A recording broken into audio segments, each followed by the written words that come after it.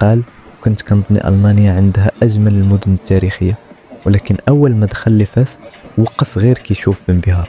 السلام عليكم، مرحبا بكم وشكرا على المتابعة. اليوم غادي نحكي لكم قصة سائح ألماني جا للمغرب باش يدوز عطلة بسيطة، ولكن خرج من فاس وهو كيهضر عليها مع كل واحد كيعرف. من أول ما دخل للمدينة العتيقة ديال فاس حس بحال إلى رجع 100 سنين للور. الأزقة الضيقة، الأبواب التاريخية، المعمار الأصيل، وصوت الصناع التقليديين، كل حاجة كانت عندها قصة.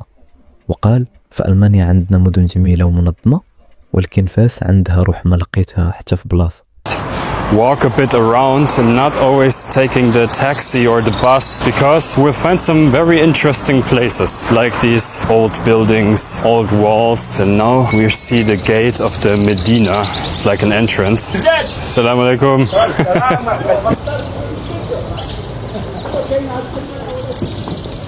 All right, let's grab a drink. Assalamu alaikum. Moroccan 7-Eleven. I'll try this one too.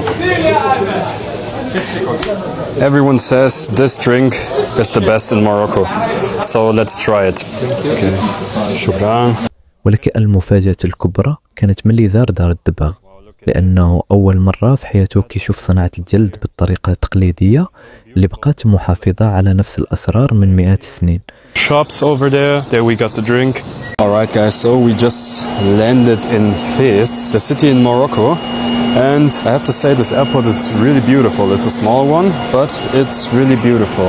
And the first thing you have to do when you land in a new country is to find an ATM to get some money.